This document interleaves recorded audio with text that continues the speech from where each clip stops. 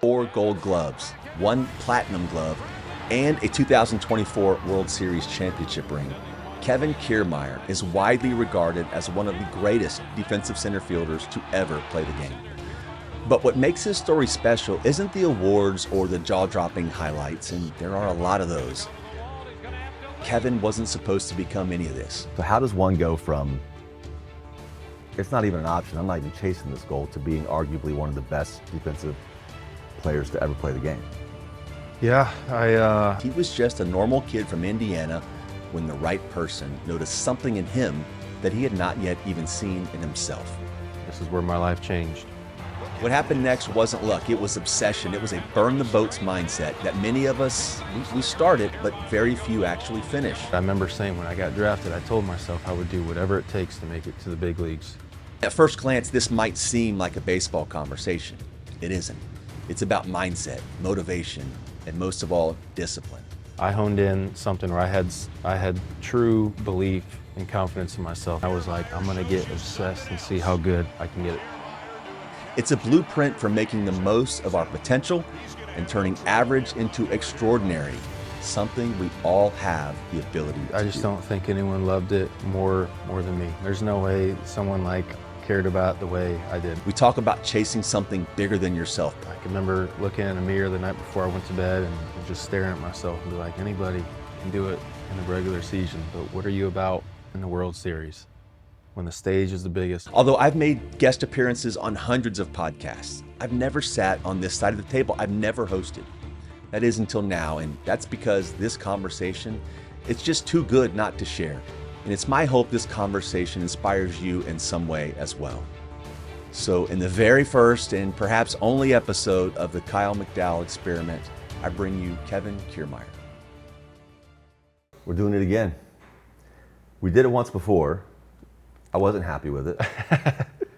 So here we are again. Run it back. Yeah, let's run it back a second time. Man, thank you, first of all. Thank you for doing this. Thank you. I'm very appreciative. And I want to start, I think, with a bit of background or context about you that I'm not sure everybody is aware of. So in one of our first conversations, you shared with me that you had no aspirations to become a Major League Baseball player. Yep. So how does one go from, it's not even an option, I'm not even chasing this goal, to being arguably one of the best defensive players to ever play the game? Yeah, I guess 0 to 18, I was like a Rolling Stone, just a normal kid in Indiana, and then I wanted to play D1 baseball. That was my goal because I didn't get the best grades out of high school, and I said I need an athletic scholarship in order for me to do 4 years of college. Yeah. So I went to JUCO out of high school, got a full ride there, and then my goal after that was to go to Purdue. Now I said 0 to 18. I didn't have I didn't have my mind on anything. I just kind of blew through life, and I ended up at the JUCO. And then one night right before my... So Kev, let me jump in there. Yep. As a high school player, were you highly recruited? Did you have aspirations at that point? No. You were just kind of an average high school baseball player? Yeah, let me rewind, because I played football, basketball, baseball all through high school. Okay. And then as I got junior or senior year, I said, okay, I think I could possibly play football, maybe, very small school, nothing crazy. Same with baseball though, but I was not getting recruited, looked at by maybe 3 or 4 colleges. I had a really good senior year, but my grades weren't even good enough to get to D1 at that point. I didn't get through the NCAA clearinghouse or whatever it was called. So that's why I went to JUCO, but I was not good enough to go D1 out of high school. Knowing what I know now, I was not good enough. Okay. And then when I got to my junior college, I got to the point where I said, okay, I've gotten bad grades. I just kind of been, once again, a Rolling Stone, but I need to start having some direction and start applying myself for the first time ever. And I did, and I got really good grades my freshman year. And I started lifting and practicing baseball every day for the first time my whole life, and I felt like I was getting better very Was rapidly. there a trigger? Was there something that triggered that said, I'm going to start working more on this? Because if you didn't have... Yeah, it was when I got to campus where I'm like, I'm just going to go see what I can accomplish, what I can do. I need to play. I need to start. I need to try to figure. I went to college as a shortstop. Oh, okay. And then transitioned to outfield that first semester there, where I was just like, man, practicing infield throws was hurting my elbow. And I've never, like in high school, we're practicing, but it's not at the volume of what college is compared to high school. And I'm like, man, I'm not built for this. And I asked my coach, I said, can I go to the outfield? And I made a couple plays in like a scrimmage game in the fall. And then he said, don't ever bring your infield glove to the field. Yeah. You're playing center field.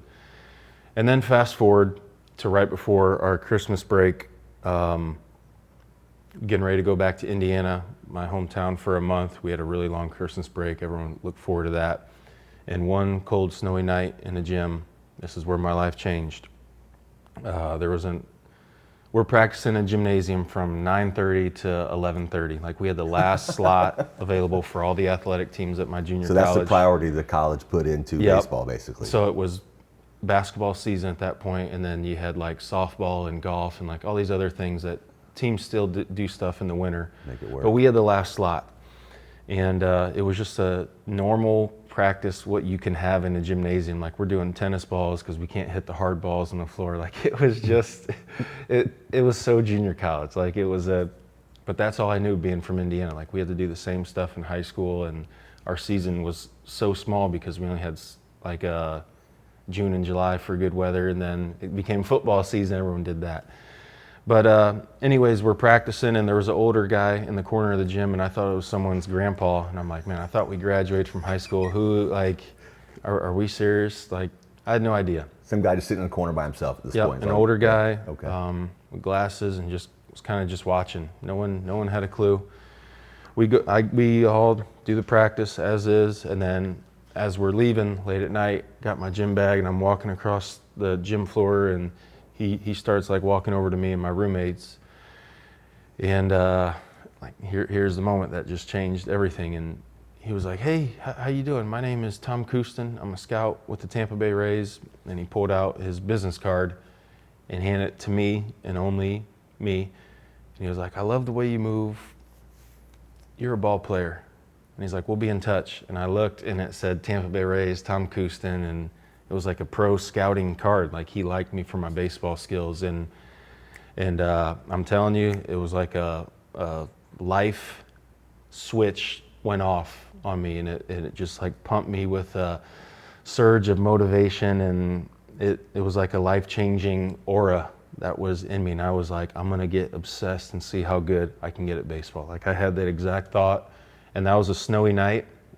And I went back home, and I had so much adrenaline. My roommates were like, you have a scout? What is this? Where did this come from? I'm like, I have no idea.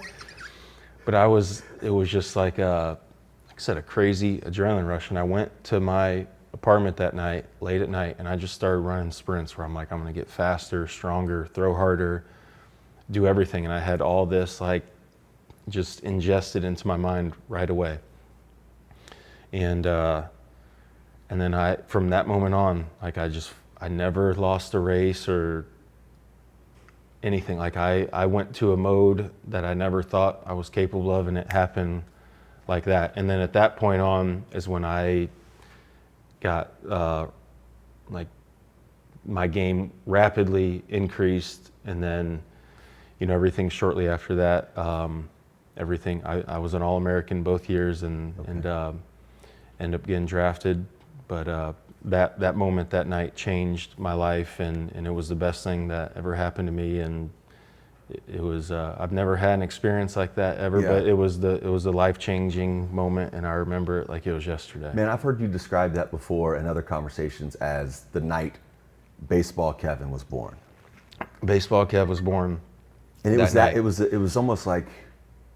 So let me back up a second. So that Cushman, was that his name? Tom Kouston. Tom Kouston. So he's there not to see you. Yes, he is. No, correct. He is there right? to see my teammate Max Friedman, who's a pitcher. Okay.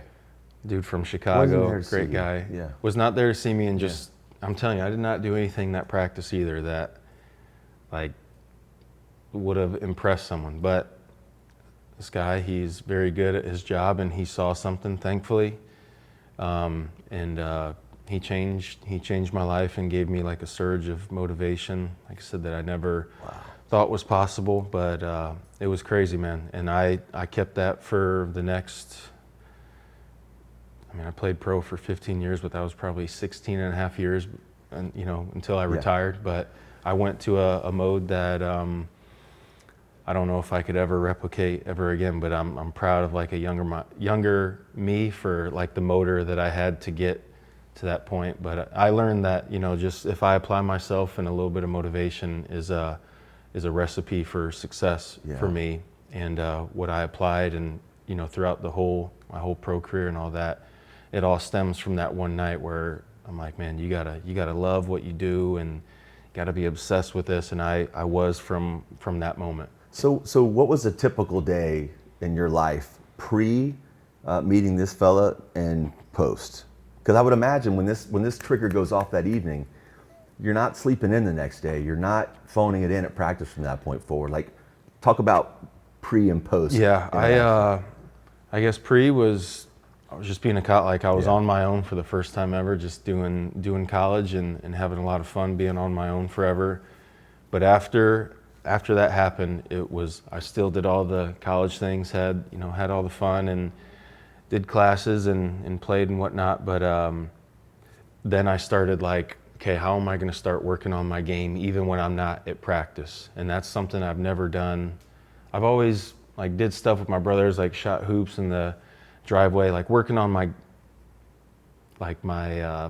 athletics, like different sports, but never to this level where I'm like sitting here watching YouTube videos of major league hitters. Now I'm like, okay, what do the best players do, and how can I figure out how to really, make a swing work in my game overall? And then it was like throwing a football or baseball as far and hard as I could to try to develop arm strength and figure out how I could get faster, stuff like that. Where before I was content with what I was doing at the time, but this is where I was just like, I could never turn it off. And it was me knowing myself now, like it was the chase. Like the chase to getting drafted was a rush unlike no other, because I knew it was possible. And I didn't get drafted my freshman year, but I got drafted my sophomore year, and that's all I wanted, because I didn't get drafted, like I said, the previous year. And I was very upset, very mad that I didn't get drafted. I'm like, man, I was one of the best players in the whole country, Division II junior college. Okay. I'm like, I can play. I'm ready to go. This dude likes me. All these other scouts now are talking to me. But chase. I'm sorry. So Tom was the first scout, but then multiple scouts. Tom was followed. the first, but no one. I had like you have all these questionnaires and certain things that you fill out. Teams want to just know random little things about you, but no one had the communication like the Rays. So I always knew my best chance, probably my only chance, was getting drafted by the Rays. And when I did happen, like you can see on the computer the order, and I didn't really pay attention. I'm like, all right, Rays are up in like 3 picks from now. And I got, sit there and just watch and see if I get drafted, and, end up happening. But once again, for me, like if I had a chase like that, like something I've just never realized that was possible, or for me to want something so bad, that like getting drafted was the first chase. And then once I got drafted, getting to the big leagues was the next chase, which was the ultimate chase. You happen to know the percentage of dudes that get drafted but never make it to the big leagues? It's overwhelming. It fluctuates, right? And for me, I was a 31st rounder, 941st pick overall. So like for my situation, it was like 3% of those guys just make it for a day, but it's probably lower than that to make like a career out of it. So I definitely like defied the odds, or however you want to say it. But I knew at that point, even being a 31st rounder like that pissed me off. And I was like, I should have been drafted in the 5th round or 8th round, or like how'd I go 941st overall? So that gave me motivation, and I always had a chip on my shoulder, and from the get-go, and that's how I feel like it woke up a monster in me from my mental state of mind more than anything, and that allowed everything else to happen from a physical standpoint. Man, I feel like, so we've known each other now for 6 years, something like that. And I feel like I know you as well as just about anybody. But I also feel like in some ways, I don't know you at all. Because and we've talked about this before, you probably know where I'm going, is how does a kid, an average baseball player, with no kind of aspirations to do anything more than maybe play junior college, maybe go Division I in a perfect world, right? How one interaction with one man changed the course of your life and lit a spark in you that didn't exist before.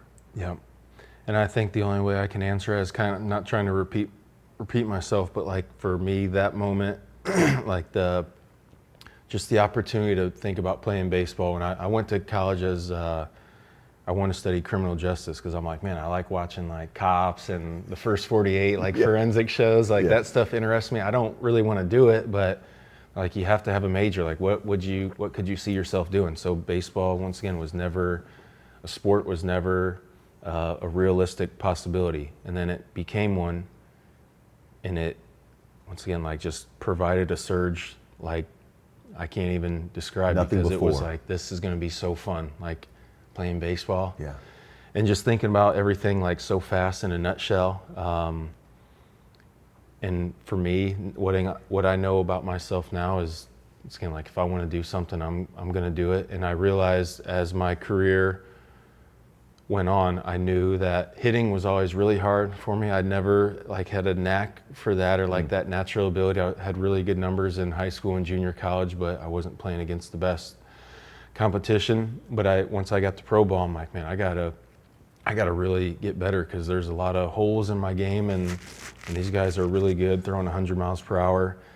But I knew from an athletic standpoint and like a working hard standpoint, I knew I could put in the work because I'm like, man, I can throw and I can play defense and do all this fielding stuff with anyone. And I said, I'm gonna try to be the best on the planet when I have a glove on. I'm going to try to be the best player I can be overall, but especially when I play defense, I think I can truly be the best on the whole universe.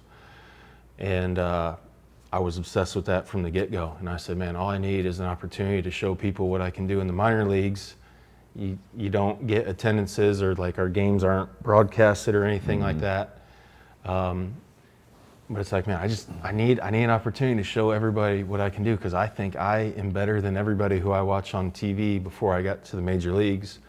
I'm like, I can throw, I can run, I can see these plays, and I know I would make them that these other guys didn't.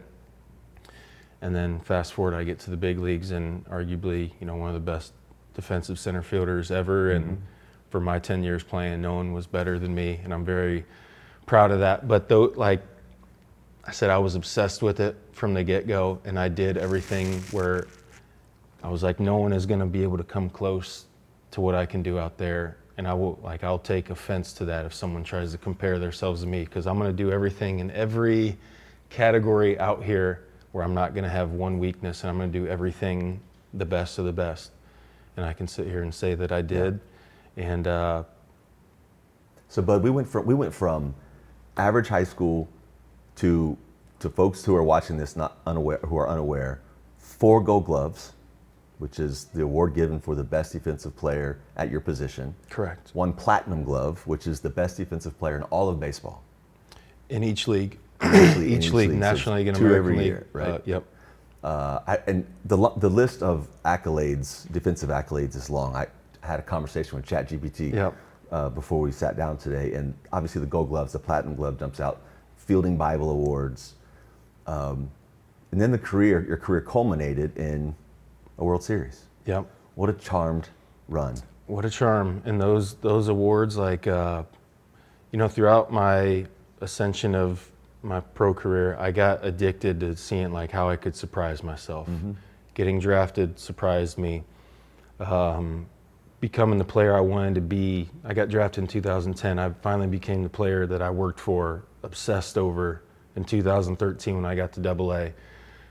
And then now you're moving up, and more people get to hear about you and know about you, and people saying, hey, like, this dude's for real, man. He can play, and watch what he can do, type of thing. And those things fueled me. And then like hitting home, once you get to the major leagues, that was a surprise. But at the same time, like I belong. But you get addicted to these things, and then hitting home runs off certain guys that you watch on TV for years. You just, cool. You sit here, you're around the bases and be like, man, my life is like a movie right now in so many ways, but I love this and I want more. Like, I want more. This is fun, but what can I do? What can I accomplish? And those are the thoughts that I had for my whole pro career, but especially the major league career, because I knew how special of an opportunity it was. And finally now I said, look, all I need is an opportunity to show everybody what I can do from an all-around standpoint, but once again, defensively, like now we got 400 cameras on us a night.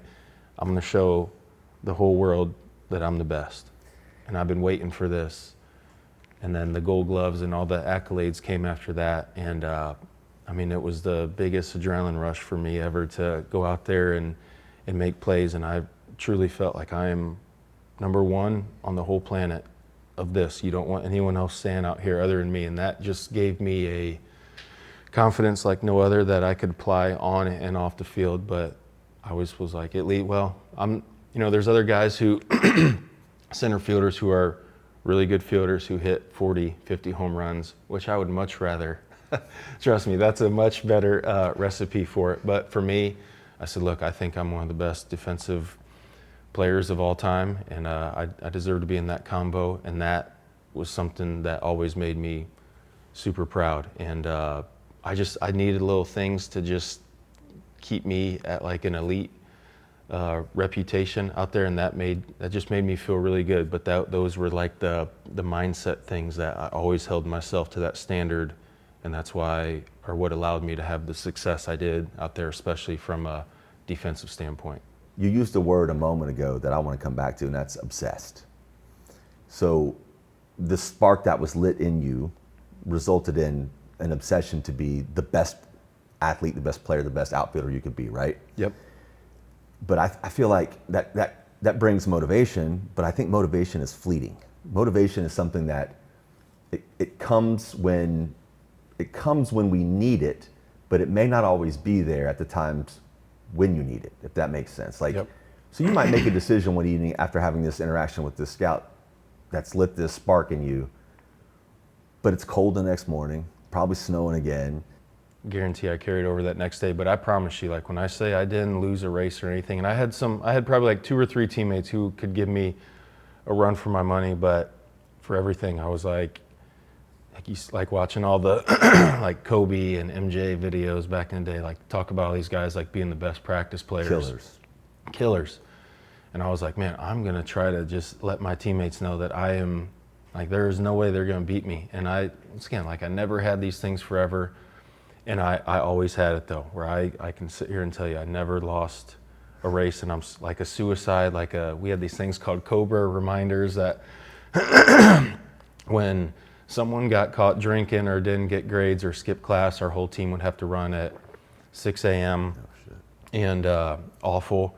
But even those like suicides where I had a teammate, my roommate Bob Glover, dude named Justin Parr,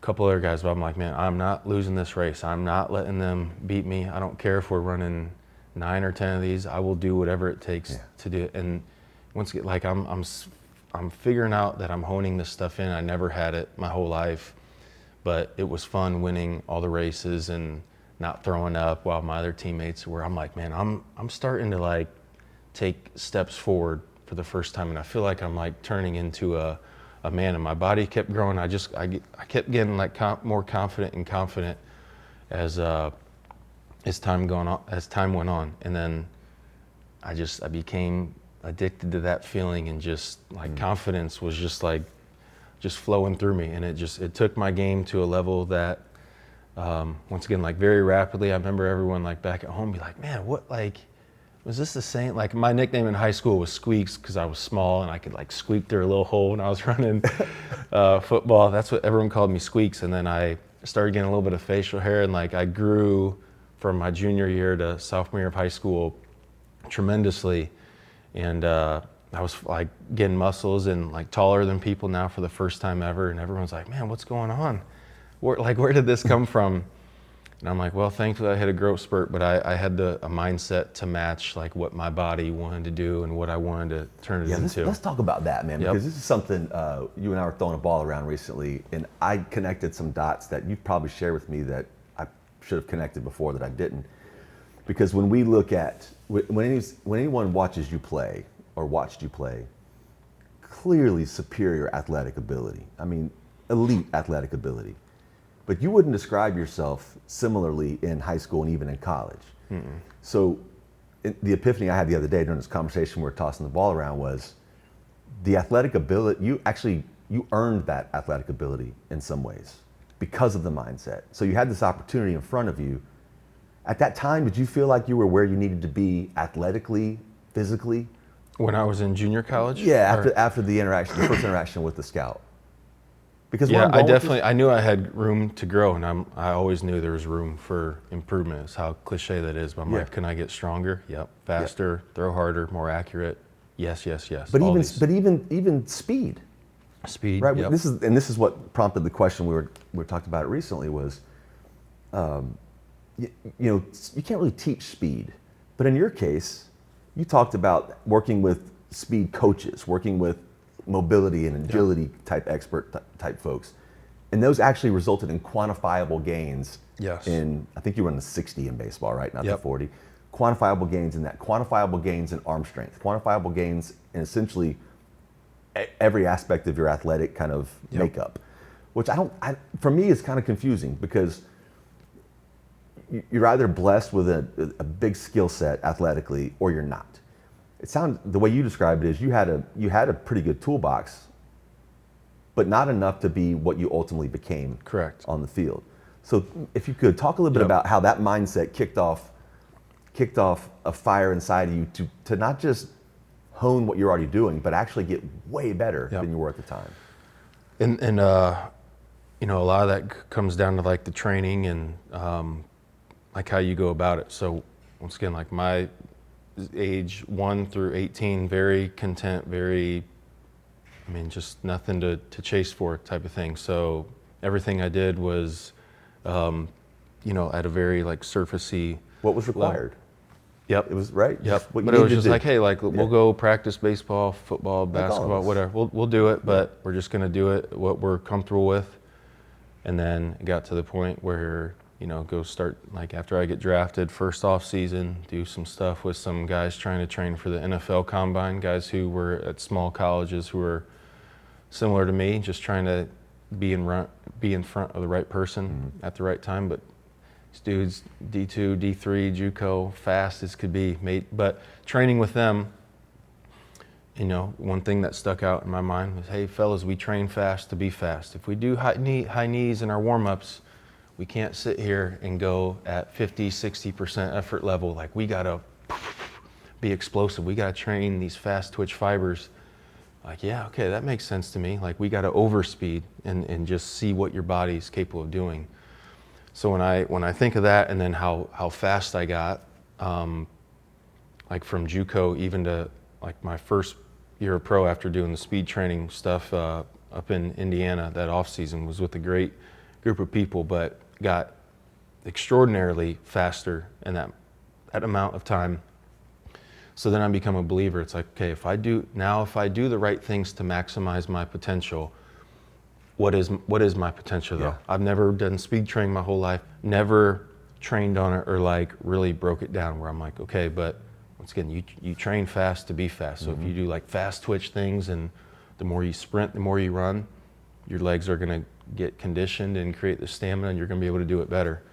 And then I did, and I saw the rewards to that, and then I did the same thing with my arm. Okay, if I train my legs fast to be one of the fast, like elite speed now, I'm gonna do the same thing with my arm. So then I always threw a football with my brothers. My arm is one thing that I think, certainly been blessed to be able to do certain things, but the throws that I've made throughout my whole life, never taking a break, whether it's football or a baseball, like with my brothers, damn near every day.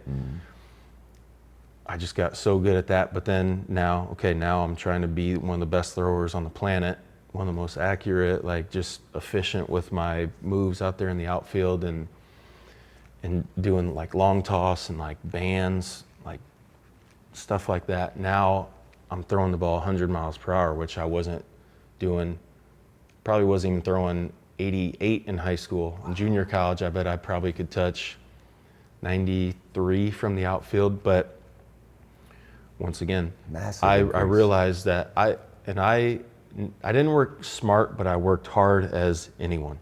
And I realized, what do you mean by that? Like smart? I never allowed myself to recover, or I was just a psycho. Like lifts, like people would sit here and do like structured lifts, and I'm like, I'm gonna do whatever for a chest and back day with some legs. I'm gonna do whatever I want. Like I want to do.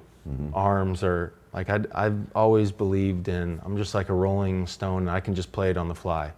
And it's good to have structure and like that too. But I'm like, hey, if I do bench and incline and do some like if I do these things over and over, I'm gonna get stronger.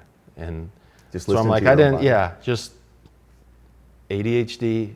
I'm 20 years, or from the time I'm 19 to 30, like crazy energy levels. So I was addicted to moving around and doing stuff. But I knew, once I went pro, it's like, hey, this is gonna benefit me and my body, and the more athletic and faster I can be, the more appealing I'm going to look out there on the field. And I'm putting the product on the field that I want.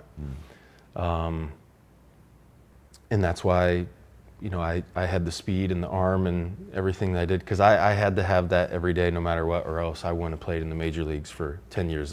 My legs and my defense and my arm could never slump. And I knew that. Like as players, you got to know your role, what you do. For me, those had to be there every day. Yep. And I think that's probably something that is either overlooked or not even understood.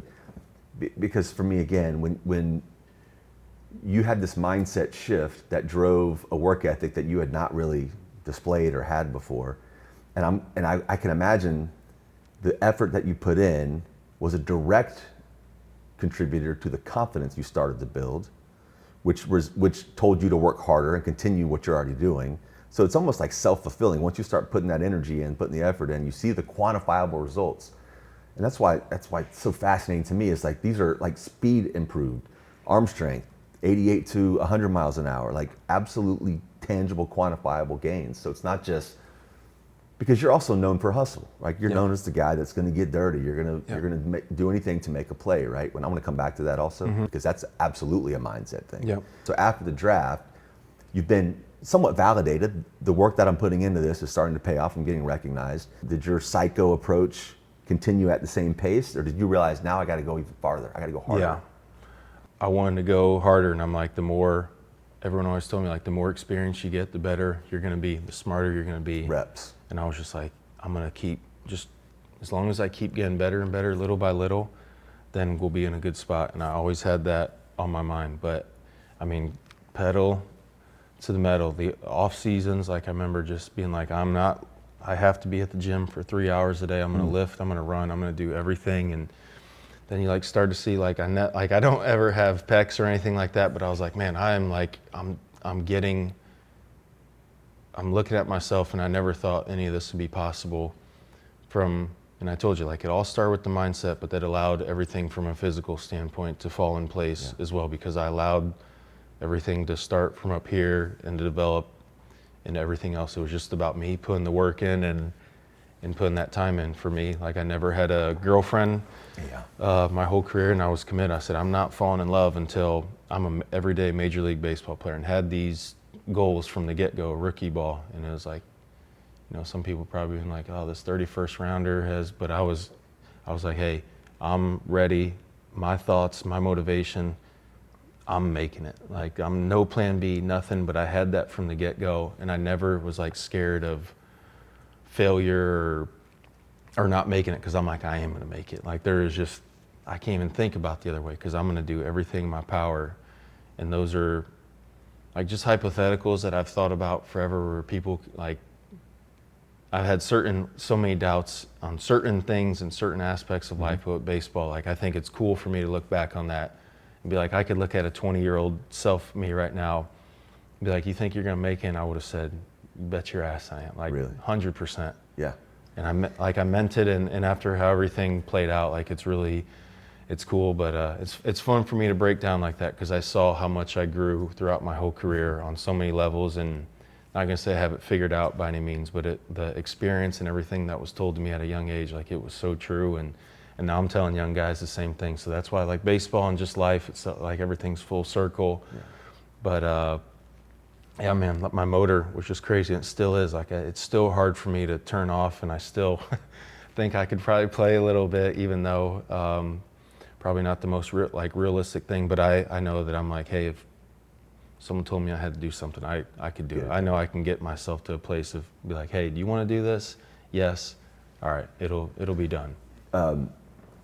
So mindset is one thing. You had to make sacrifices. You had to push some things aside. You just mentioned didn't want to fall in love, didn't want a girlfriend, didn't want those distractions. Do you remember making those trade-offs? Like, were those conscious decisions of can't do this, can't go to this bar tonight, can't go to this party tonight, I got to train tonight, or I got to train tomorrow morning? Talk about that. When I got drafted, I didn't know what to expect. I go to West Virginia for my first half season. Like I got drafted June 9th, and then you play like all of July, all August, like rookie ball, 60 games. So I did that. But my first year, all these guys have girlfriends and whatnot, and I heard a couple of them arguing with their girls in the hallway. And I had a girlfriend in high school for 5 months, but it wasn't even anything serious. So I've just kind of always been single and fine with that. I'm a lone ranger, always do my own thing. But I learned from my teammates, like I just saw some negatives from like these dudes arguing 2, 3 in the morning in the hall in our hotel, and seeing them at the field the next day like in a bad mood. And I'm always the guy, like I'm chipper, like I just got me to worry about. So looking back on it, it's very easy to go about it like that. But that was what gave me mental freedom. And I got to the point where I said, boy, watching what some of these guys do, I can't do. And I feel like it's like they're not playing the way they should or whatever, but I watch how they are in the clubhouse, and like they got a lot going on. And for me, I'm like, man, I want to worry about baseball, because if I want to make it to the top, I feel like I just got to get laser focused and, like you said, block out all the distractions or however you want to describe it. But for me, I said, being an everyday player in the major leagues, that's what I'm chasing. And I don't care if someone, if I randomly came across someone who I was madly in love with, I said, I'm not going to allow it to happen, because I'm telling you, everyday major league player is what is the most important thing in my life. Nothing else, no one else. And I followed through with that, and I became committed to that. And then after a year and a half of being an everyday player, then I met my wife, who ended up being my girlfriend, fiance, wife. So everything went perfectly. Shout out to Marissa Marie. But yeah, little things like that I'm proud of as well. And I said, if I had to go back, I'd do the same exact thing again. Yeah. Because it was my recipe for success, and I know how hard it is. And some guys have like wives and kids down there, which I more power to them. But for me, I said, I know what I need to do to get there, and this is going to be my best way of doing it. So after drafted, how long before you got the call? 3.5 years. 3.5 years. 3.5 years. And during that period, you can't continue to be as optimistic, psychotic, whatever the right word is, committed is probably the best word, because there has to be setbacks, injuries, there has to be bad games, there has to be someone telling you you're not good enough. How did you maintain that mindset from the high of being drafted to that first call, it's time to go to Tampa? Yeah, just minor leagues, you got to be hungry. You got to, you play for you. You go out there and win with your teammates as much as you can, but there's a line where you have to be selfish in so many ways, where it's like, look, I got to do my thing. This is what the minor leagues is. I'm not saying anything that like everyone else would agree with me. Like, hey, minor leagues, it's about your development, getting to the major leagues, and then you going up there doing what you do, but helping the team win. Minor leagues, it's like if you win, it's a bonus, but it's not. You're trying to develop your players. But every minor leaguer, well, you should have the mindset where it's like, dude, I'm in the minor leagues. I'm not where I need to be. I'm going to keep going. I'm going to keep whatever I got to do. And that is the way I had it from the whole time. And for me, baseball is tricky, because you got all these minor league systems, and then you have your major league team And for me, we had like 6 teams with the Tampa Bay Rays when I was coming up. And most of the time, like, it's hard to explain, but I wanted to just move up team after team each year. If I got promoted from like high A to double A in season promotion, that's a bonus, but I never want to repeat a level. I don't want to go to low A in Bowling Green, Kentucky and repeat that same level next year. I just wanted to slow, steady climb, and I would have been cool with that because it's all about developing and this and that. But throughout that 3.5 years, it was like early on, you're just trying to be like, man, what's it like trying to be a pro? Like, I'm a professional baseball player, but rookie ball compared to, you know, your next league, way different. Like, there's levels to it, and it gets better as you go up. But it's still the minor leagues. It's not. It's no glitz, glamour, nothing about it. Getting paid awful, but that was the motivating stuff where you sit here and be like, man, just see it through. Keep taking these baby steps, and keep developing the player we want to be. When time is right, when our name is called, we're gonna get an opportunity at some point if we keep going about it like this. And then for me, my opportunity was September 30th, 2013 for game 163, which is a crazy scenario. And there's only one other player who ever debuted in that scenario, but that is where I made my debut, and that's when I stepped on the big league field for the first time. And it was, you know, absolutely amazing. But the climb to get to that moment, like, everything worked out perfectly from a time frame. Were there dark times in that 3.5 years? Oh yeah, plenty. Any jump out? 2011, my first full season, I could not figure out what I wanted to do hitting standpoint, and I'm like watching all the best guys, major leaguers on YouTube every night, and I'll be like, okay, I'm gonna do that stance tomorrow. Like, I did not know what to do, and I couldn't sleep, and it was awful. And I was 21 at the time, but I'm like, man, I gotta fight my way out of this, and I have to find a way. It's up to no one else but me. And those are the parts that kind of scared me, because I was still I always looked at myself as being pretty independent my whole life. But when it comes to times where, like, man, I got to figure it out. Like, it's a game of adjustments, and if you do not adjust, that's when, you know, your opportunities get cut short. But just thinking about that, like, that was tough. And then right after that season, I played great defense that year, but struggled offensively. But I'm sitting here saying, like, man, I gotta learn how to hit, or else I'm not gonna be where I want to be. Mm-hmm.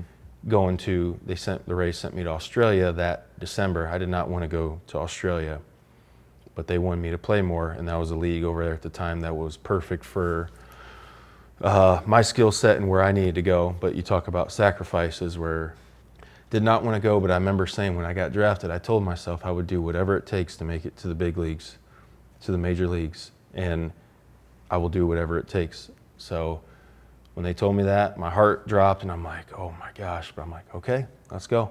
And then made the best of the opportunity, played really good over there, got confidence, and then, you know, shortly after that, everything started coming into place. But definitely a lot of bad times. I never got to the point where I'm like, I'm not good enough, but I definitely had moments where I'm like, I have to figure it out, because if you cannot hit or do it, it don't matter how good you are of a defender. You might be able to get an opportunity here or there, but I want to be the complete player. Yeah.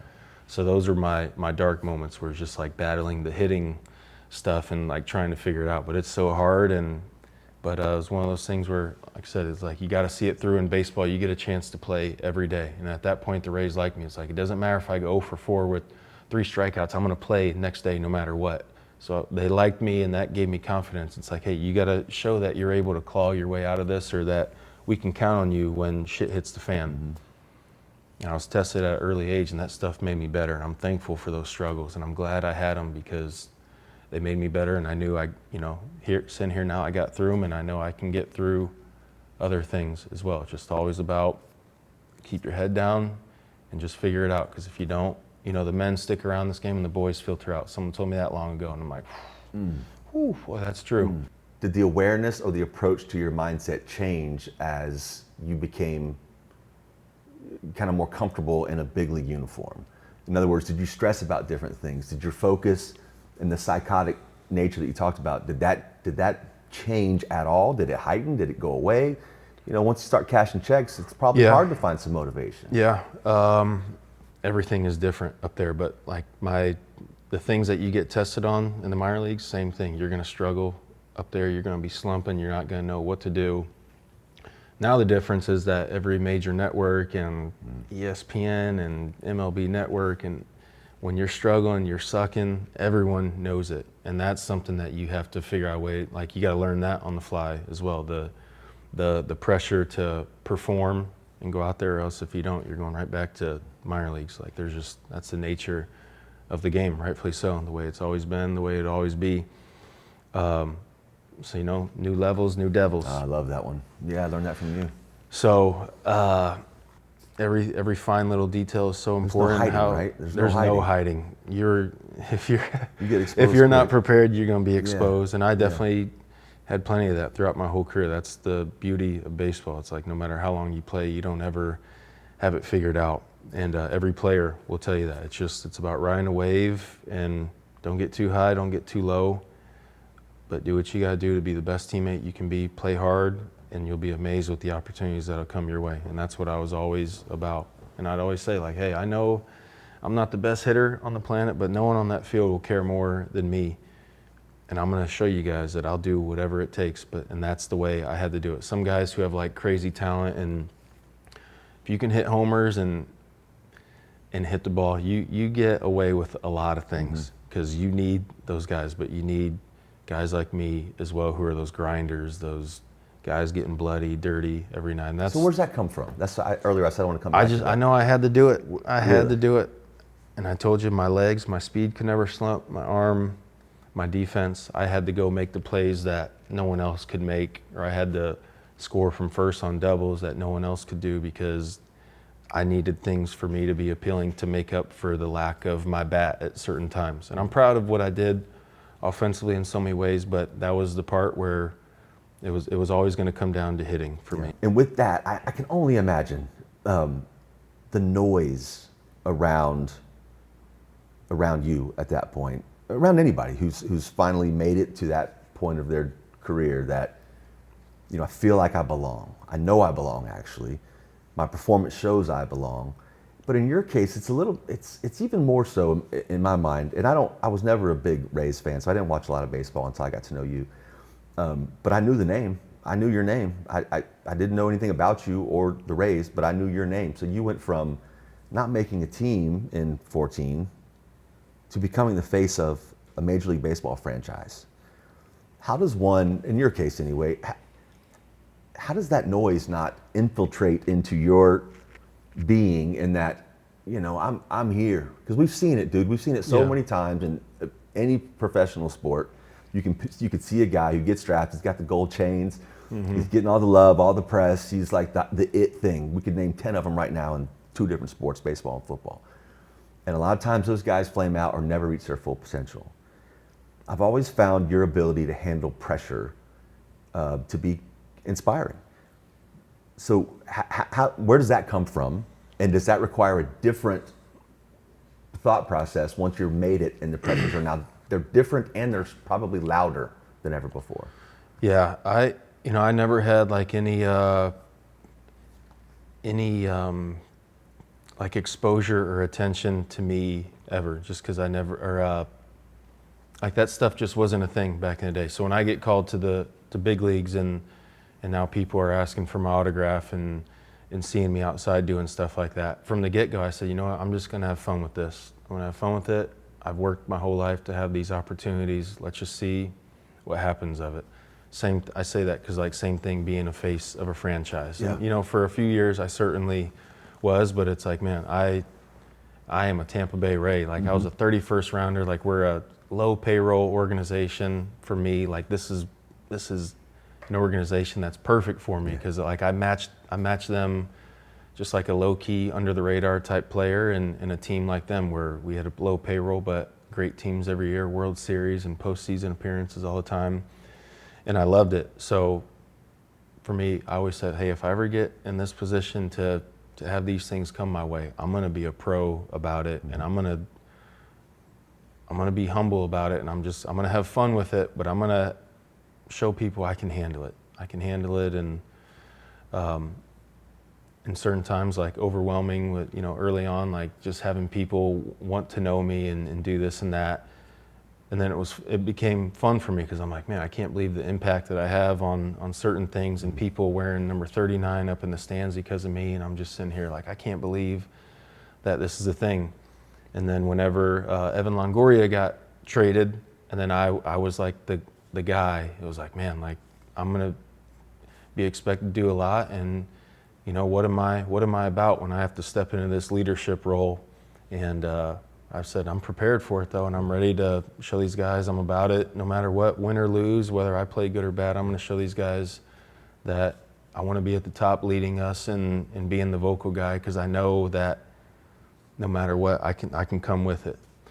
And had that for a few years, and it was great, and all the feedback I got through my teammates made me feel so good about it. So that's why I always chose to go about the way I did, and never made it about me. Wanted to always make it about us, and I know my teammates would sit here and vouch for me to say that.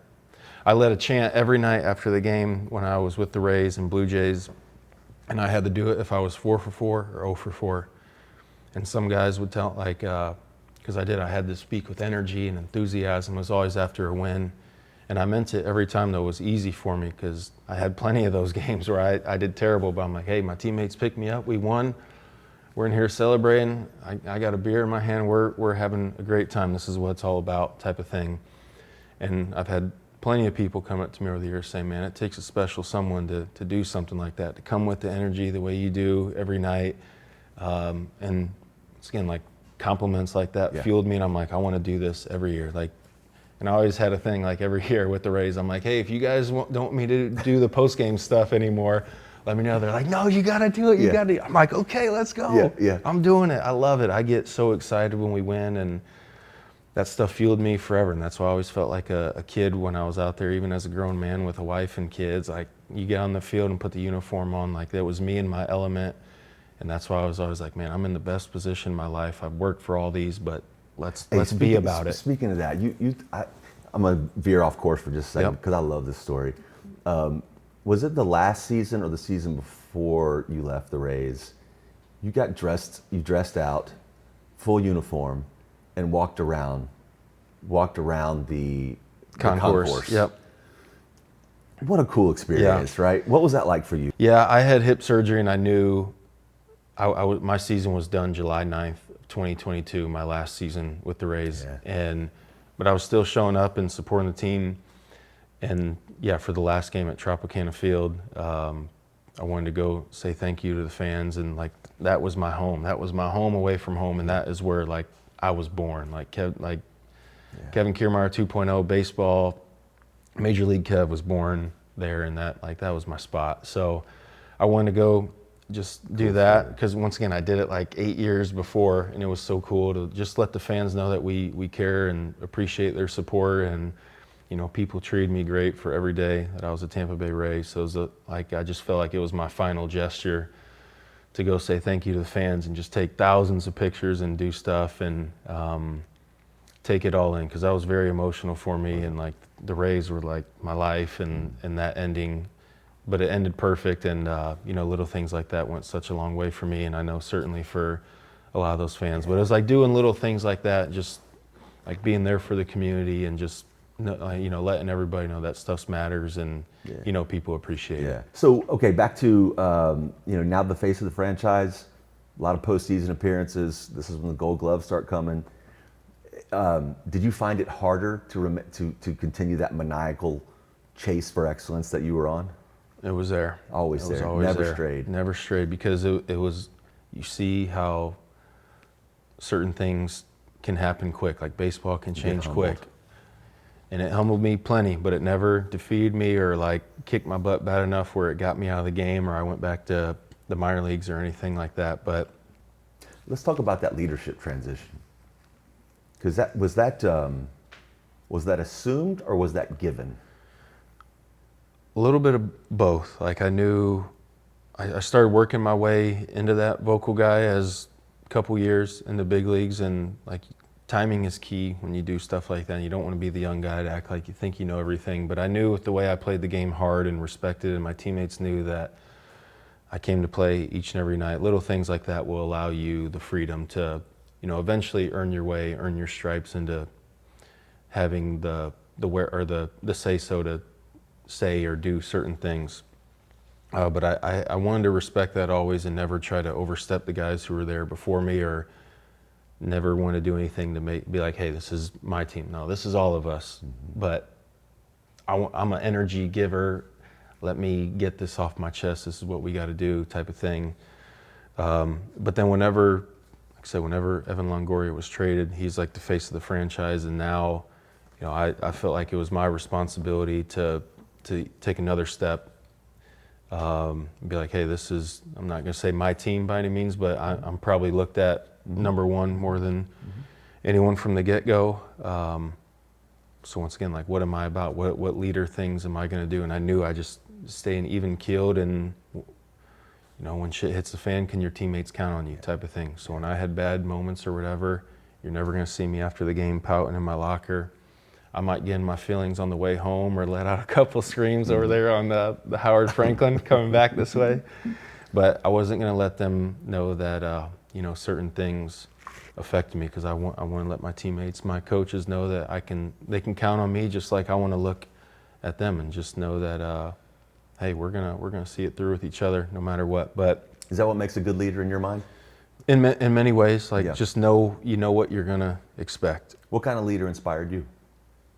What did you look to? Like Evan Longoria, he was that consistent guy, and you always knew what you were gonna get with him, and just so many other great intangibles.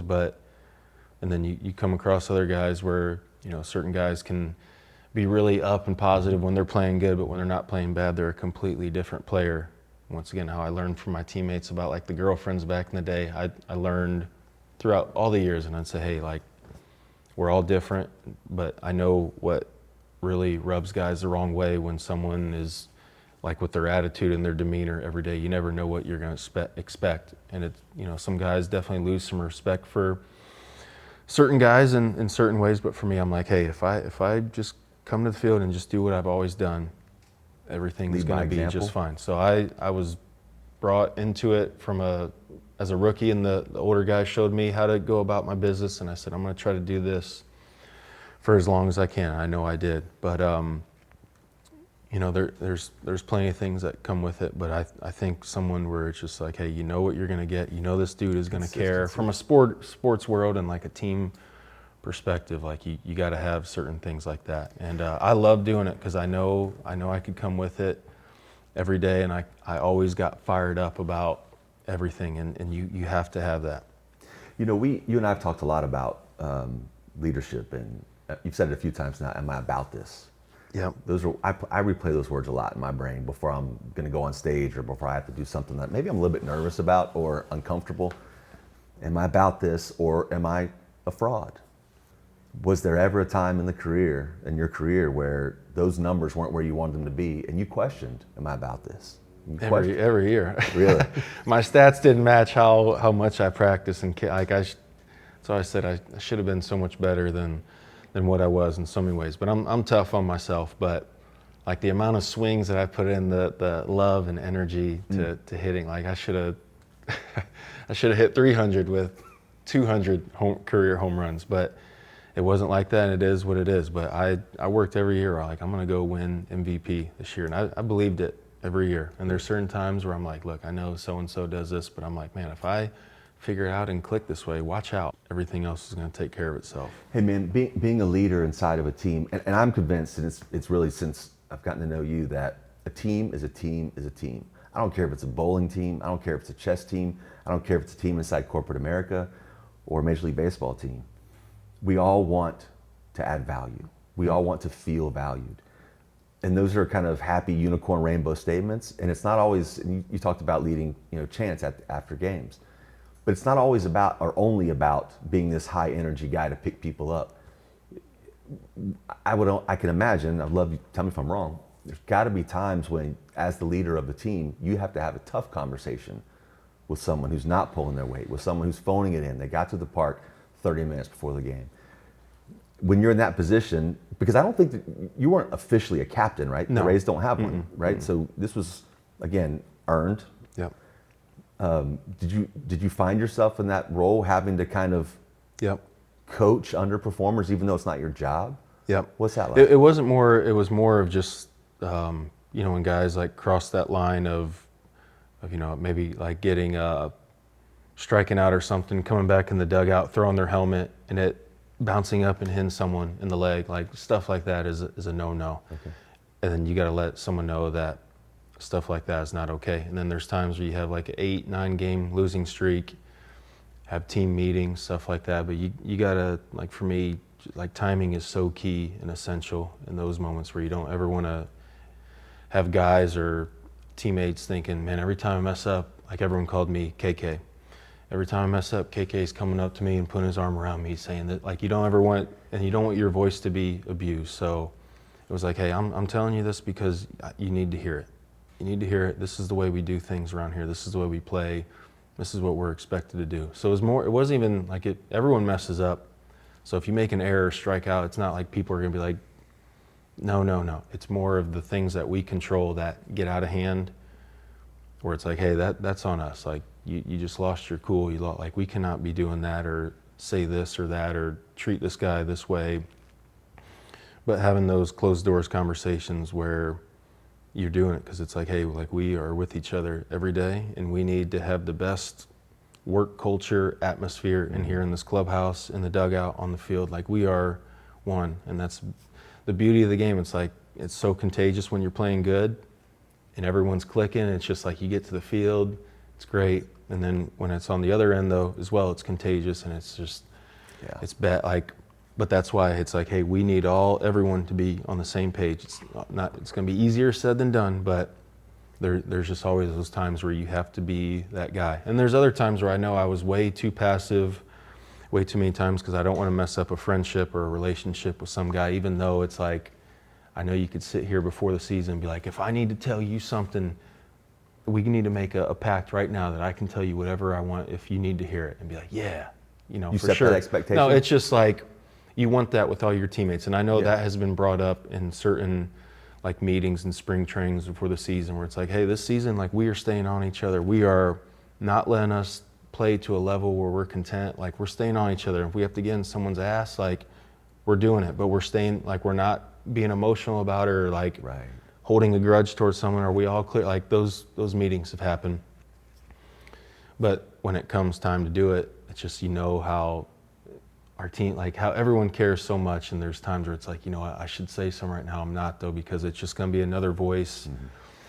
It's not going to be good. Just let this one blow over and hopefully takes care of itself, type of thing. So you got to use judgment in so many ways as well, but that's the beauty of being in that position though, and just knowing, like, once again, you can't be the guy where, like, you're contradicting what you're telling teammates to do, stuff like that. And there's other times, like, if I'm playing really bad or I'm not, like, haven't been pulling my weight, it's hard for me to lead something, say, guys, we need to do this and that better in order for us to score runs, when I got 12 guys looking in front of me being like, well, what the hell have you been doing? Let's start with you, kid. So that's why all that has to come into consideration. And even when you are, like, the guy to vocalize, you want other guys to be able to step up and, stay in your lane in so many ways, but you want everyone else to be able to have a voice and say what they need to. That's the beauty and the camaraderie, everyone working with each other, but have so many of those experiences for the, the good and the bad. But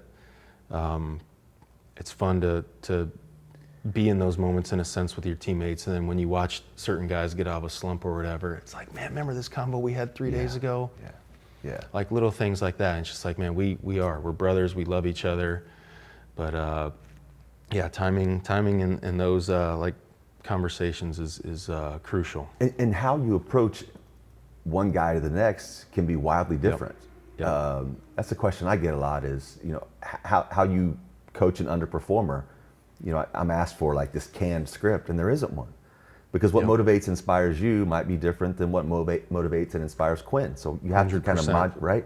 But you said something else earlier that I think is really, really important about the chant, and it may seem trivial.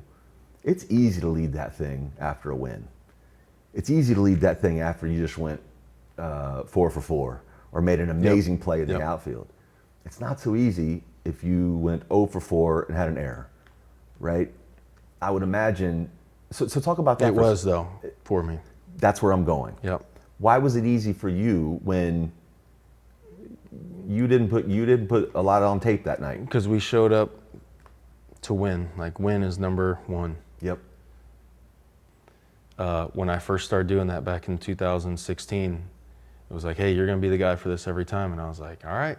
And it was, I mean, you're playing every day and you're winning this champ. But once again, it takes a special someone to do it. And I knew that, like, winning made me so happy, and that was all I cared about. Yeah. And I had to do it. Like, I would have been sniffed down a second if I would have had a bad day and been like, all right, let's give it up for so and so. Like, I never once happened. I guarantee that. And I think the word behind that is authenticity. Yep. Because you're going to be you. It's not like people don't know you're disappointed about your own performance, but you are recognizing and being public about that is secondary to what we just did. We just won. Yep. That's because I can relate it to it in some ways on a much less public scale. There are days when I go into the office, I don't want to be there. I got a lot going on. I don't want to deal with this. Same with baseball. On the drive over, right? And it's no different, right? Or even when you're there at the park, perhaps. And I find myself, and this is where that, are you about this or not? I chose this path. I chose to be in the role that I'm in today, leading the team that I'm leading. I'm fortunate to have the opportunity to have an impact on these folks, which is, for me, dude, the first 20 years of my career was very different. I would approach those saying, what could I get out of this for me? It was all about my own accolades, my own accomplishments. I would bang my fist on the desk to get shit done. It wasn't a very collaborative, we-oriented leader that I like to refer to myself as now. But the point I'm trying to make here is, I think so often we can watch ESPN and see a professional athlete making all this money, have all this lifestyle that we all want, and think that it's just so easy, and it comes without a lot of sacrifice. And it comes without, you have to make that choice, man. Every day. Every day. And I say every interaction as a leader. So I'm being looked at as someone who's steering this ship.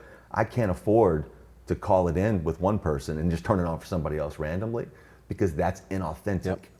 And that's where I go back to the authenticity piece. But I find myself walking into the office saying, are you about this? You chose this. Let's go. Yep. And again, I hope people take away from this. You're special. I'm special. Everybody's special in their own way. But it's what we do with that. It's how we manifest that into everything that we do, whether I'm a barista or a major league outfielder. But you've had the, I think I would call it you've been fortunate to be with 3 organizations before you left the game. I would imagine each of those teams, organizations, had wildly different cultures. Correct. How would you don't have to say this had that, but I'm curious the differences between the cultures of 3 different organizations on 3 geographically couldn't be further from one another. Yeah, it's kind of all the same, but every place is different in so many ways. But when I talk about, like, the post-game stuff or whatever, like, when I was with the Rays, like, we had the thing from 2016 all the way through 2022 whenever I was done. And, like, that's all I knew. And I didn't know any other way to celebrate a game after a win. Then when I went to the Blue Jays, they kind of, like, didn't really do anything. And I'm like, man, is this what we like? And I didn't like the music. I thought the music sucked. I'm like, man, we just won a game, and I'm like, we got this playing. Like, we should be, like, it's a party when you win. It makes coaches, like, it is so fun when you win, and, like, it's a huge deal. Even though we play 162 games, you get a win, it's like, hey, a big league W is hard to come by. Like, cheers, type of thing. But so I got to the Blue Jays, and I'm like, man, I know I'm the new guy. I'm established. Like, I've been in the big leagues for a long time at this point. I know these guys know who I am, and they already know that I'm an energy giver. And this is what they do here. But I'm like, man, I gotta step. Like, I gotta do something, because I wanna excrete some more energy, and I want to give some guys some shout outs. Like, I always gave the starting pitcher shout outs, the relievers who came in, good defensive plays, and, like, a play that you didn't see in a box score, but I wanted to make sure someone got their moment and be like, dude, that was a huge play. And then I got to the point where I asked the guys, I'm like, I got on the bus on the mic. I said, guys, when we win tomorrow, can I lead something? And I wasn't going to do what I did. Like, I didn't do the Rays I always did like a rap jingle thing at the end, but this one I was going to do something the same but different, where I'm like, I want to give people a shout out because we're going to be here all season. I want you guys to know that I can lead this, and I want to, and it'll be fun, I promise you. And I did it the first day, and everyone loved it. And they're like, dude, that was so sick. You'll do that every day? And I said, I'll do it every win the rest of the year, guarantee it. They're like, hell yeah, because I'm just, dude, I have like a alter ego when I'm at the field. I'm wild and crazy, but like the best me that's out there. Then we had so much fun with that. Then I go to the Dodgers and like, hey, this is different. Like, that is not gonna happen here. They do it different, but they did some gangster stuff there that I was like, this is cool. It's way less like than what I did, but it was perfect at the same time. Like with the Rays and Blue Jays teams that I've been on before the Dodgers, just like every other team out there celebrates after each win. The Dodgers celebrate series wins. So if you play a 3-game series and you play Friday, Saturday, Sunday, you win on Friday, music's playing, but nothing, go shower, eat, get out of there. Okay, we won game 1.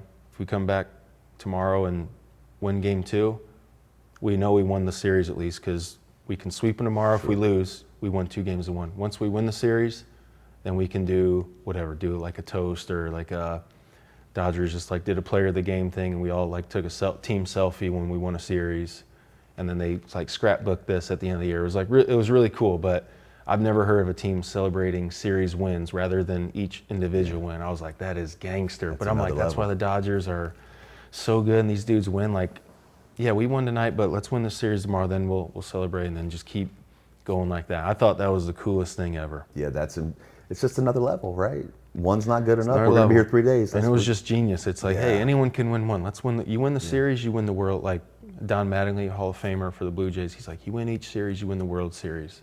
And he's back on like the Yankees back in the 80s and 90s, and been a part of a championship teams. But you hear like, great mustache. You hear like old school gangsters like that say stuff like that, and then other teams apply this stuff like, hey, we're celebrating series wins. It's like, yeah, that's cool. And it was cool for me to see that year, like 10, 11 into my career after being around for so long. But that's the beauty of baseball. Like, you never know what you're going to see, or like new teammates can show you different things. And I was blown away by everything the Dodgers did. But that was the coolest by far.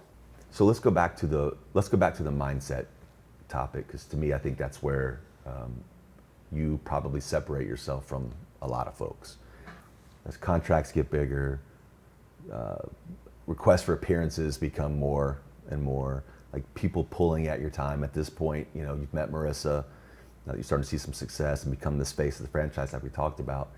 Does the same mindset and the exact same approach that's gotten you to this point, is that the mindset from here on out, or do you find yourself looking at, I got to get better at this? You're always looking for the next thing. I know you struggled against left-handers for a little while. Like that. From my whole childhood all the way through college and minor leagues, like I hated facing left-hand pitchers. I hated facing them. I told myself I couldn't see the ball.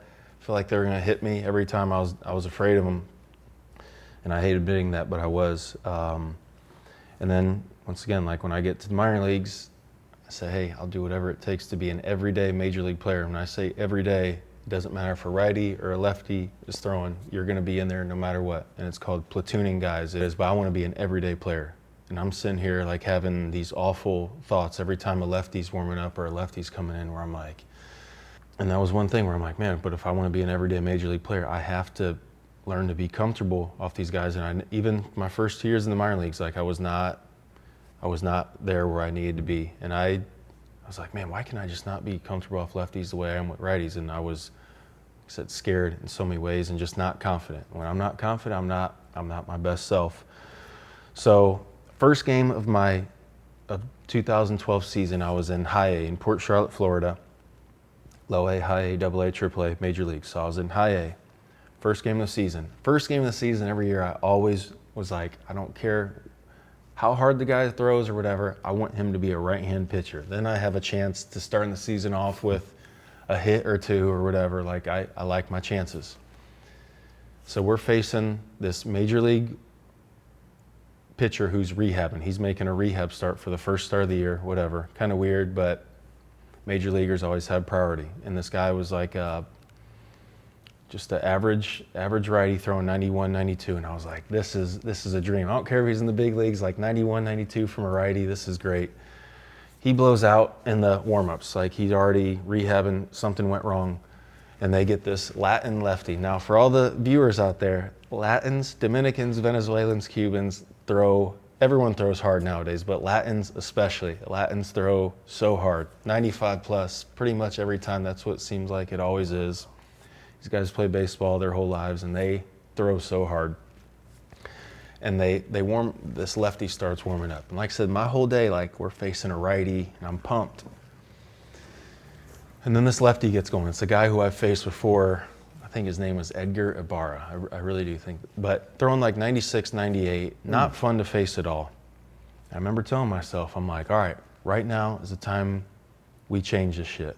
And I was like, I'm flipping a switch right now, and I'm going to hit lefties. I'm not being scared of these guys anymore. I'm like, right now. And I was like the 7th or 8th hitter of that game, and I went up there, and I'm like, let's go right now, right effing now. And he threw 98 right down the middle. I crushed it, single right back up the middle. But me being who I always run hard, I stretched it into a double. And at that moment, I swear I never minded a lefty ever again, because I believed that I could hit off that guy, and I had to believe that. And thankfully, I was blessed with a pitch right down the middle, and I was on time for it. I got a good result out of it. But it was a life-changing at bat right there. Just the way Tom Kustin gave me that card and gave me like a surge of motivation. When I slid into second base, I was like, I'm hitting lefties now. I'm hitting them. I saw that ball just fine. I'm hitting them. And then the rest of the year, I hit lefties better that year than righties. Never thought I'd be capable of that in my life. And then I started hitting lefties the rest of my minor league career, and I would rather face a left-hand pitcher than a righty today. Never thought in my life that I'd ever say that. But those are the things where I'm like, man, if you allow yourself to think in the right space and feel like you're prepared and do this and that, we can make stuff happen. I can hit lefties now. And I did throughout those next few years. So that was 2012. So fast forward to 2015, my first full season in the major leagues, from opening day all the way through. I'm facing a dude named Chris Sale for the White Sox. And Chris Sale is nasty. He's a local guy, right? I think he's from He is Lakeland. Fort Myers. Okay. Fort Myers. Okay. He is a lefty who throws like sidearm. So when I'm looking at the ball, is like behind me, and it's coming in 98, 100 every time. And he's like a psycho up there. Like he's a psycho. And my manager, Kevin Cash for the Rays, was like, hey, you're the only lefty playing tomorrow. Good luck. Like he's sitting here like talking a little shit to me. That's helpful. Yeah. But he was like, Chris Sale, he's like, he throws 99, 100, and he's got a really nasty slider. He was just like messing with me, seeing what the young guy was about. And I'm sitting here like clapping back at him and just like, man. But the whole day, I haven't had these thoughts because I've never faced a lefty of this magnitude like Chris Sale. And the whole day I said, man, today's going to be a long day. I could go 0 for 4 strikeouts. And you never think like that. Okay. It's always a possibility, any game, whatever, but you never want to think like that. I haven't had like these thoughts since 3 years ago against lefties. But I was like, man, he strikes everybody out, makes really good back in. Yep. Makes really good major leaguers look really bad. I'm not even a year in the big leagues at this point. I've never faced anyone like this. So I'm sitting here just having I'm not like on panic mode, but I'm like, I'm going to strike out 4 times a night, which is terrible. So the whole day I'm sitting here, I'm like, boy, today's just going to be a long, long day, I feel like, and he's just going to do whatever he wants with me. I go up there, my first at bat.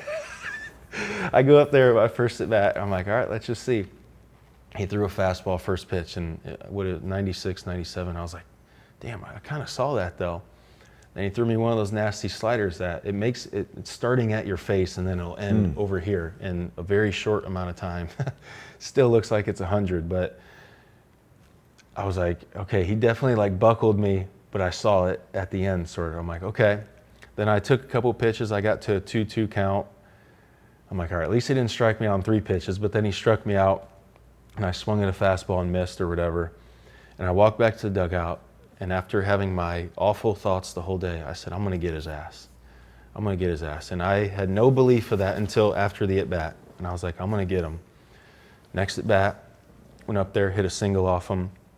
And then my next at-bat after that had bases loaded, and I had a 2-0 count, and he threw a really good inside fastball to me, and I hit a little jam shot into center field, and it scored 2 runs. And at that point, I was 2 for 3 off Chris Sale the first time I ever faced him. And that was a life-changing at-bat, because I'm like, I can hit Chris Sale, I can hit anybody on the planet. And I thought that from that moment right there, the rest of my career, and certainly at times, like, guys dominated me, and there's guys who just own me, whatever, everyone has that. But I honed in something where I had true belief and confidence in myself that I was like, I can hit anybody on the planet.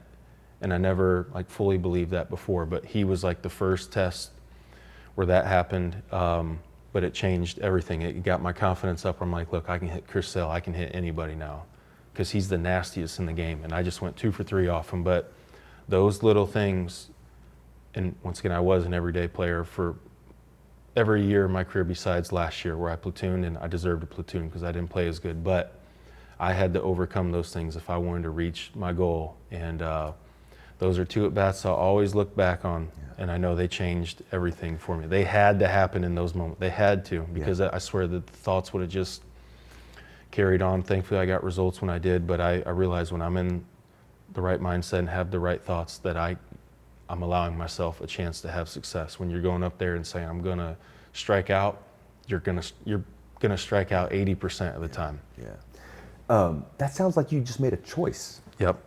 You had to make a choice. I'm gonna hit a fucking lefty. You had to make the choice, right? Started, right? Yep. Which is so, I think it's not unusual or dissimilar than most people trying to overcome something. I talk about challenges a lot. You know, I've got the 10 We's, my principles. And number 8 is we challenge each other. I truly believe excellence is almost always born after overcoming 1 or more challenges. Believe it. Certainly not looking away from it, right? If you don't even acknowledge, so you knew you had a gap, you'd struggled against lefties, and you just made a choice. It was not going to happen any longer. You didn't get any better from one at-bat to the next. You just made the choice it's not going to go like this any longer. Correct. Dude, I can only imagine, so I'm going to talk briefly about your World Series appearance with the Rays in 2020. You hit like 370 in the World Series, something ridiculous. So that on the biggest of stages, what are you telling yourself when you walk to the plate for your very first World Series appearance? Let's see what you're about. Like, even leading up to that, I can remember looking in a mirror the night before I went to bed and just staring at myself and be like, anybody can do it in the regular season, but what are you about in the World Series? When the stage is the biggest, like having a heart-to-heart with myself. Yeah. And just being like, tomorrow's the day. Tomorrow's the day we find out, but I'm ready, I'm prepared. I've worked, I've dreamt of this opportunity. Let's go take advantage of it, and let's be under control. Like, I remember just be under control, stay within yourself. But yeah, as you're in the on-deck circle and you're doing like your warm-up and everything, it's like, all right, now batting, number 39, Kevin Kiermaier, facing Clayton Kershaw, a first ballot Hall of Famer, one of the best, if not the best lefty ever. It's just like you sit here and it's just like, hey, let's go. Let's see what you're about. And then you just kind of black out in so many ways, but it's like that walk to the plate, it's a moment that you've never been in before. You played all the baseball your whole life, but no at-bats or moments are bigger than this right now. This is the World Series, and it's just like, hell yeah. I think it might have been the most nervous you've ever been? No. No. I was good. I was calm. I was calm. I've heard a lot of athletes talk about the game is kind of like outcome of all of the work I put into this. So I kind of liken this to speaking for me is if I put the work in and I've done the reps, when it's time to go on stage, it's not, I don't find myself very nervous either. It's the times that I've kind of not prepared the way I should have prepared. You ever found yourself in that situation? You feel a little vulnerable? Yeah, and you feel like from a baseball standpoint, it's like, all right, if I didn't do my scouting report in this guy, I don't know how he's going to throw me. It's like you go up there and it's like, man, I have a plan against everyone, and allow me to have success. But if you go and just kind of go like naked off someone, just like, all right, let's just go up there and hit. Then you sit here and be like, well, what's he gonna throw? I don't know. We have all these like resources and stuff to give you an idea of what to expect and whatnot. Like hitting is so hard. You need every little advantage or little tip that you can get. So yeah, that's not fun, but that's why you sit here and be like, hey, like this is why you got to be a pro every day. You got to handle this stuff because it's not fun feeling like that. So more times than not, you want to feel prepared. You want to be confident and just be like, hey, now it's just, here we go. Let's see what, mano y mano, like it's me versus him. Let's see what happens. And then thankfully hit a homer off him, my second at bat off him. And then that was that hit right there gave me confidence the rest of the series where I'm like, man, I went deep my second at bat of the World Series. Like couldn't even feel my feet around the bases off Clayton Kershaw. Like it was amazing. But once again, like don't let me get confident. When you let me get confident, that's when I'm gonna beat you, and that's when I'm feeling really good, and that's when I'm the best. But Dodgers ended up winning that series. I hit another homer, which I was real proud of. Game tying homer in Game 4 off of Pedro Baez. Yeah. But yeah, I thought you had one on Ohtani. I regular season. Regular season. Regular season. Okay. Yeah. Best athlete you've ever seen? What's that? Best athlete you've ever seen? He is one of one. Different. He's absolutely incredible. Built different, right? He's incredible. That's why I got this right here. I've been waiting to pull that out. Yeah, I don't know how. Do this. I don't know how you want to do that with the cameras or whatever. I just look at this. May I? Yeah. And then this don't matter, but just let the cameras see, or all the viewers out there. Yeah. Dodgers, they don't mess around. They do everything big. They got this little highlight video every time you open this up. I have chills, man. And then inside it is what we're really here for. Show that thing off. Dude, this is But that's what everyone chases right there, that ring, that World Series ring, and it took the last year of my career to get it. So for it to end the way it did was the ultimate send-off, and it just does, like, you couldn't script it up any better for me personally. And Dodgers just, Kev, like I said, they weren't about to go light on it. So I don't know if you guys can see this, but inside this, there's a Dodgers D, but what's behind that? The white? That's part of a base from the World Series. How they shaved it off. Yeah, of course it is. You need arm security when you wear this, which will probably not be often, but also it weighs about 4.5 pounds. Yeah. So it's like, how many diamonds are in this thing? That information was told to me at a previous date, but I do not, a lot. I do not remember. Hey, you know what I've never talked to you about is the transition from 39 to 93. Yeah. 39 is me. Like that is my favorite number. I love it. But when I went to the Dodgers, they had a catcher named Roy Campanella, Hall of Famer, one of the best Dodgers ever. He was number 39. So I'm like, I checked the roster when I went to the Dodgers, and you can see everyone's number. And I saw 39 wasn't taken. I'm like, yes, I get to have 39 because it's a big deal for players to have their number if you have a number. And me, 39 is my number. So I was pumped about that. And I told the Dodgers clubhouse managers, I'm like, yo, let me get 39. And they're like, not available. But they're like, Roy Campanella wore it back in the 60s or 70s and very respected Dodger. So I'm like, shit. So I'm like, you know what? I don't like any other number other than 39. So I said, I'm just going to flip them. I'm going to go 93, premium fuel. High octane, baby. High octane.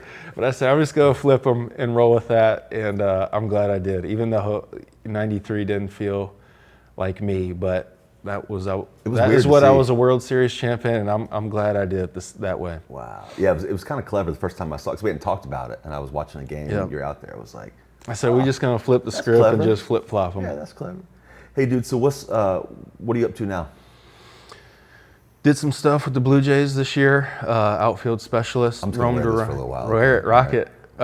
Roamed around the minor leagues, working outfield defense and just mentor, positive reinforcement coach, all the things I love doing as a player. But I said, man, if I can ever do this one day and teach these young guys who are in the minor leagues that, there's certain guys who came across me that had a heavy impact on me, who still mean the world to me in so many ways. And I said, man, I love creating relationships with guys. Like, I care about other people's careers just as much as mine.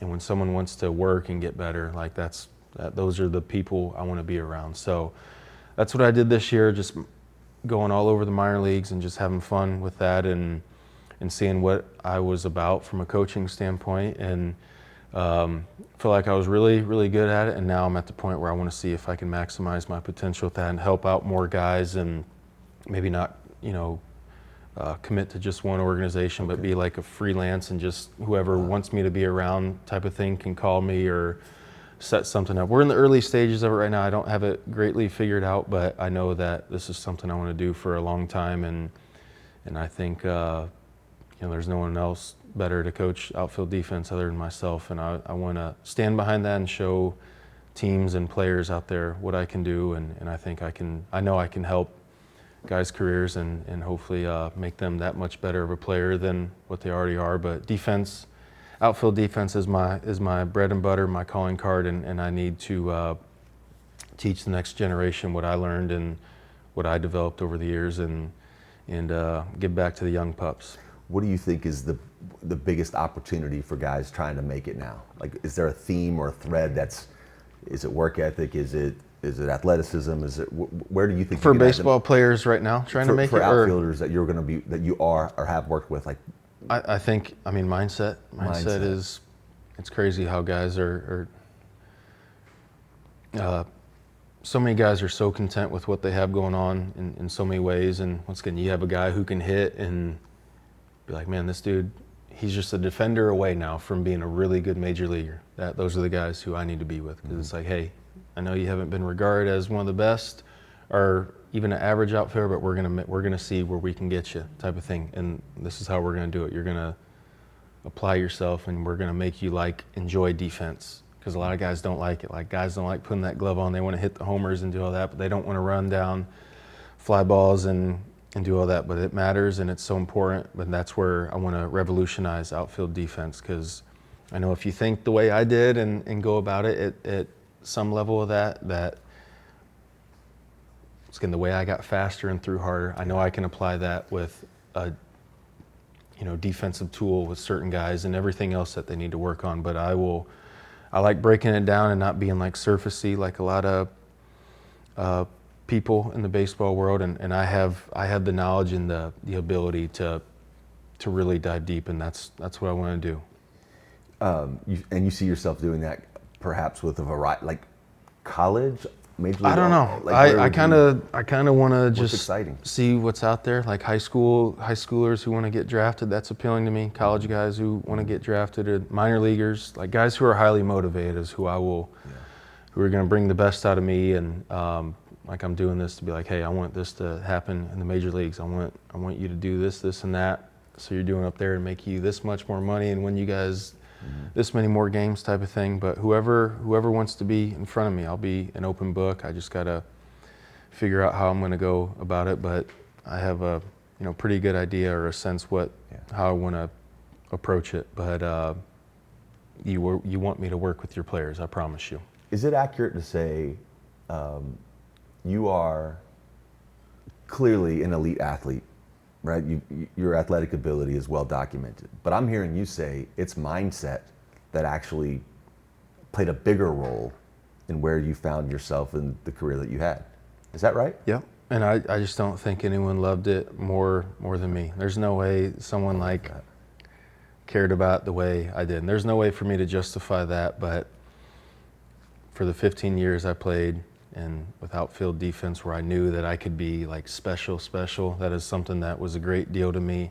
And I said, I'm going to do whatever I have to be elite every year. And I will never have anyone say, oh, you fell off, like you don't throw the way you do or run. That would bother me if I had those things. That's why every year, even when I was 33, 34, I'm like, I'm going to be the fastest player on the team, because I get offended, or I don't like when people are better at me in certain areas that I can control. Throwing, running, hitting, everyone else could have that. But there's certain things where I'm like, no, I'm going to be the fastest on the team, and I'm going to be the best defender. I'm going to throw the hardest, and if anyone else wants to try me, come on, let's see it. Let's bring the best out of each other. But yeah, no one loved it more than me. No way. As we wrap this up, two-part question is the first season without you in the big leagues is now in the I can see in your face that reaction. You're already answering the question. You missed the game? Yeah, I missed it a ton. Yeah. I'm right where I need to be though, but it's a huge change of pace. Yeah. But how do you channel that competitive spirit? What do you do now? Man, I don't know. I did it like with the coaching. Like the coaching, I got chills like 4 or 5 times a day, like pouring my heart out to these guys. And when I went and traveled for the 4 days a month that I did, like that would kind of replicate the adrenaline for me, or be in the dugout and like celebrating with the guys, like feeling like a baseball player again felt good. But I'm, just like you get like institutionalized that lifestyle, like leaving every 3rd day and like always on the go. And for me, my ADHD brain, it was great for me because it's like I always had a variety and never in the same place more than a week at a time. And I hated it, but I loved it at the same time. But for me, the main thing is like the adrenaline replacement. Like I don't, like even when you wouldn't play, like you still get adrenaline, like watching the games and all that. And you can feel it when you drive home and you get home at midnight and you're like, I'm not tired at all. I miss that. But I had that for 15 years in a row. And that was my life. That's all I knew from a junior college kid no substitution for that. And it's just like, it's completely off. And then it's like, be a dad, take care of 3 kids, which is great. And my kids keep me so busy and all that. But the adrenaline, just like competing, it's what everyone says they miss the most. And I'm another example of that. But the clubhouse. Once again, at the same time though, I'm right where I need to be. My body's recovering and feeling way better. And as much as I want to say I could go out there and do this and that, like that ship has sailed, and it's just we're in life 2.0 right now, a year into it, and just keep rolling. Big adjustment.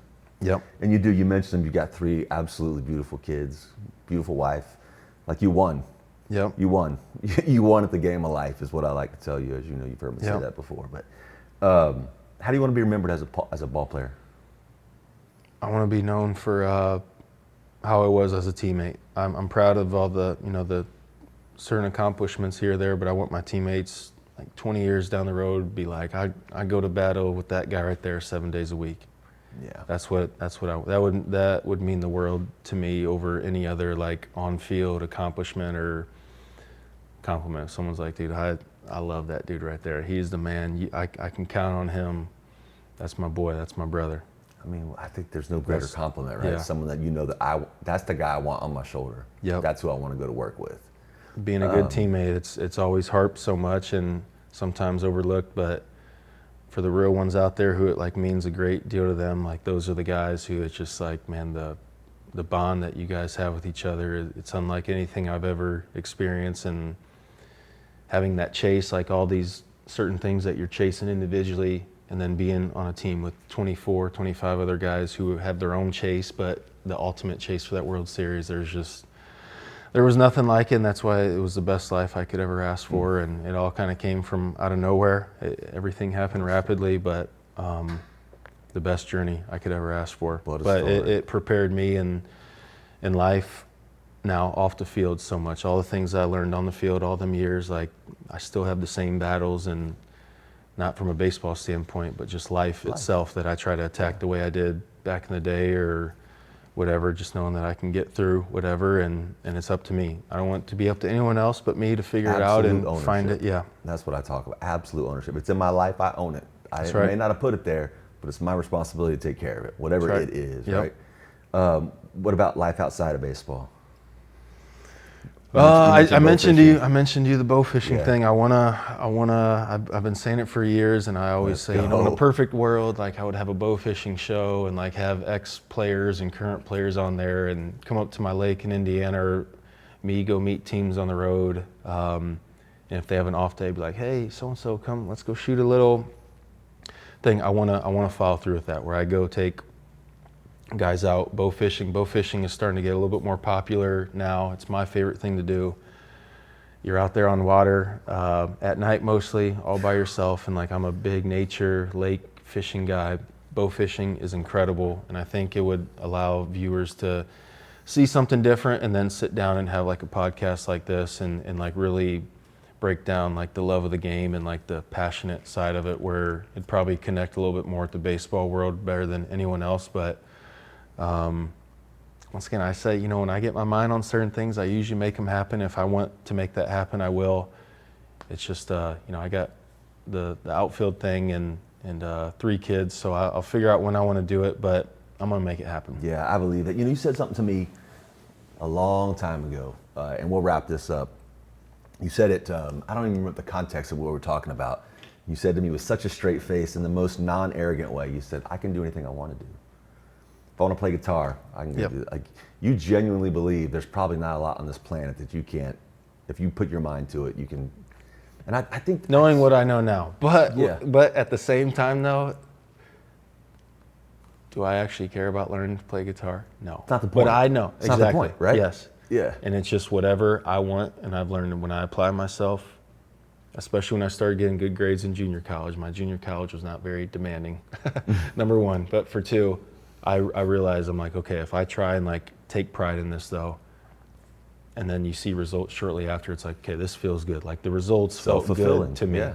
And I wanted to make my parents proud. I wanted to make myself proud and like have things worth living for in a sense. Cause I'm like, look, I'm not in high school anymore. I'm not, I gotta figure things out, but everything worked out perfectly. And like me playing everything on the fly, like I have my whole life, it always works out. Yeah, in a way. It does. If you choose to make it work out, right? Correct. Absolute ownership if you take Correct. it on. Well, man, I'm really grateful for you taking the time to do it today.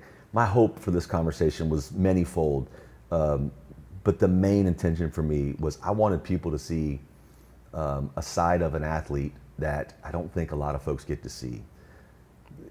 Taking ownership of your path, not allowing any other excuses or anybody else's negativity or whatever they say about you, good, bad, or otherwise, to impact your steadfast approach to doing what you're doing.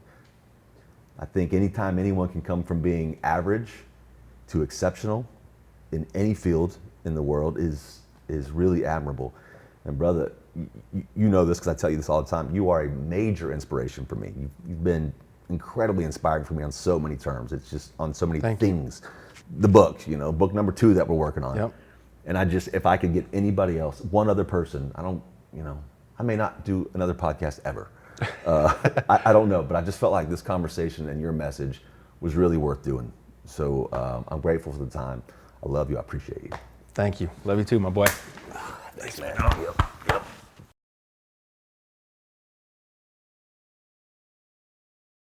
You shared with me that you had no aspirations to become a Major League Baseball player. Yep. So how does one go from, it's not even an option, I'm not even chasing this goal, to being arguably one of the best defensive players to ever play the game?